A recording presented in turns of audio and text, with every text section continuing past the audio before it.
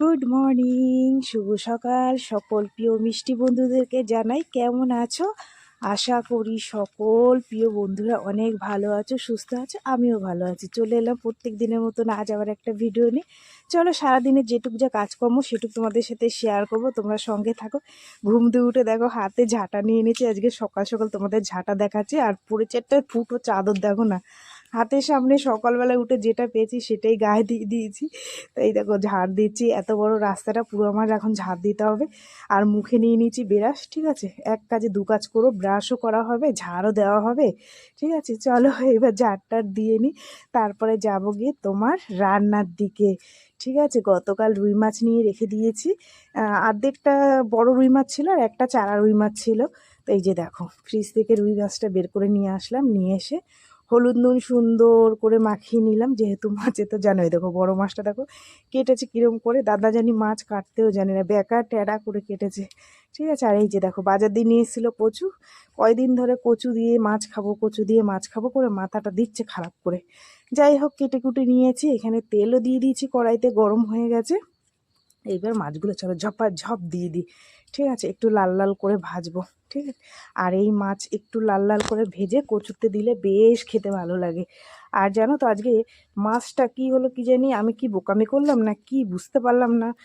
কড়াই গরম করতে পারিনি না কি, দেখো ভেঙে গেছে। আর সকালবেলায় রান্না করতে গেলে মাছ ভেঙে গেলে যে মাথাটা যে কতটা গরম হয় বন্ধুরা, আমি তোমাদের বলে বোঝাতে পারবো না। ঠিক আছে, তো দেখো মাছ ভাজা কমপ্লিট হয়ে গেছে। তারপরে হচ্ছে গিয়ে কালো জিরা ফোড়ন দিয়ে দিলাম, দিয়ে আসলে কি জানো তো ঘরে জিরে ছিল না, গোটা জিরে বাড়ন্ত হয়ে গেছিলো, তাই কালো জিরা ফোড়ন দিয়ে কচুটাকে দিয়ে নিলাম। আর ঘরে মশলা করাই ছিল অনেকটা, কালকের মশলা করা ছিল, সেটা দিয়ে নাড়িয়ে নিয়ে জল দিয়ে দিয়েছি, বুঝলা।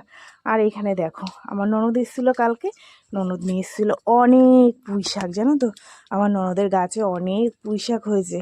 সেই পুঁই শাকগুলো নিয়ে এসছে, আর সঙ্গে পুঁই মিটালিও হয়েছে। আর ওই দেখো আমার পুষির অবস্থা, আমিও কাজ করছি, ও আমার সাথে কাজ করছি, এত বুদ্ধি ওর মাথায়। চলো গুছিয়ে গাছিয়ে নিলাম। এই যে মাছের ঝোল হয়ে গেছে, কচুও হয়ে গেছে। এইবার একটু নাড়াচাড়া দিলাম, ঝোলটাও পারফেক্ট আছে। চলো নামিয়ে নিয়েছি। এই যে এবার ঢাকা টাকা দিয়ে রাখি, না এলে তো জানো ঘরে টিকটিকি, তারপর আমার পুষিরা রয়েছে। যাক ঢাকা টাকা দিয়ে, তোমাদের দাদাভাই প্রচুর জামা কাপড় বের করে গেছে, মেয়েরও রয়েছে, তো সেগুলো কাচবো। ঠিক আছে, বড় মেয়ে তো কাজে যায়, তো বড় মেয়েরও কিছু জামা কাপড় থাকে, সেইগুলো বের করে নিয়ে এসছে। আর এই যে দেখো না সব নিয়ে বসে পড়েছি। জানো সেদিনকে কলে জল ছিল না, যে কি অসুবিধা হয়েছিল। আমাদের এখানে সব সময় জল থাকে, আর না থাকলে কি সমস্যা।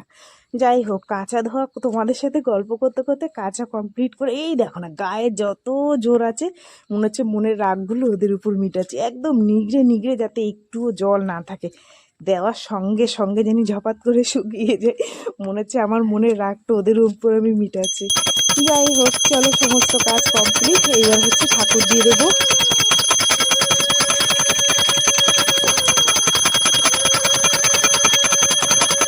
পুজো টুজো দেওয়া কমপ্লিট। এই যে খিদে পেয়ে গেছে, দেখো ভাত নিয়ে বসে পড়েছি, আর বড্ড খিদে পেয়েছে কি। দেখো ভাত দিয়ে ধোয়া উঠছে একদম, মানে গরম গরম। আজকে জানো তো একটু লঙ্কা দিয়ে গরম ভাত খাবো, আমার ভীষণই ভালো লাগে গরম গরম এরম ধোয়া ওঠা ভাত লঙ্কা দিয়ে খেতে। আর মেয়েকে বলছি জানিস তো মনে হয় লঙ্কাটায় না মনে হয় প্রচুর ঝাল হবে, গোটা লঙ্কাটা তো মাখলাম। ঠিক আছে, আর মাছের ঝোলও খাবো। যাই হোক চলো তোমাদেরকে দেখিয়ে দিলাম সারাদিনের টুকটাক কাজ। আর আমার এরকম গরম ভাতে লঙ্কা দিয়ে ভীষণ ভালো লাগে, তোমরা একদিন খেয়ে দেখো, একটু কাঁচা পেঁয়াজ, একটু কাঁচা তেল, লঙ্কা দিয়ে, ও গরম গরম ভাত যে কি টেস্টি লাগছে। ঠিক আছে চলো, ওই দেখো বলছি যে হেভি টেস্টি লাগছে। চলো সারাদিন কী করলাম, টাটা সবাইকে।